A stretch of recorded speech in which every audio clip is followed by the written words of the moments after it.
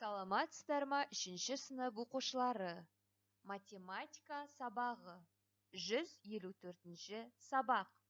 Сабақтың тақырыбы 3 амалмен орындалатын есептерді шығару. Сабақтың мақсаты 3 амалмен орындалатын есептерді талдау және шығару. Енді балалар, тапсырмаларды орындайық. Алматыдағы мега ойын-сауық орталығының алдында шолу дөңгелегі бар. Оның орталық Азиядағы ең биік дөңгелек екенін білесің бе? Ендеше, осы шолу дөңгелегінің биіктігін табу үшін бірінші тапсырмада берілген өрнектің мәнін табыңыздар. Келесі тапсырма тіктөртбұрыштың ауданы мен периметрін анықтауға арналған тапсырмалар. Балалар, сіздерде кестеде тіктөртбұрыштың ауданы және тіктөртбұрыштың периметрі берілген. Осы аудан мен периметр дұрыс болатындай тіктөртбұрыштың ұзындығын және енін табыңыздар. Келесі тапсырма оқулықтарыңыздағы 5-ші тапсырма.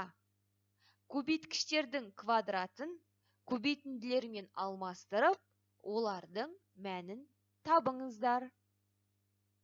Мысалы, 7-нің квадраты мен 4-тің квадратының қосындысын 5-ке бөлеміз өрнегінде көбейткіштердің квадратын көбейтінділермен алмастырамыз. 4 пен 4-тің көбейтіндісі қосу 7 мен 7-нің көбейтіндісін 5-ке бөлеміз. Осылай барлық көбейткіштердің квадратын көбейтінділермен алмастырып, олардың мәнін табыңыздар. Келесі тапсырма бос орынға тиісті сандарды қой деп аталады. Өрнектің мәні дұрыс шығатындай белгісіз қосылғыштарды табайық. Бірінші кестеде өрнектің мәні 530 шығу үшін белгісіз екінші қосылғышты анықтаймыз.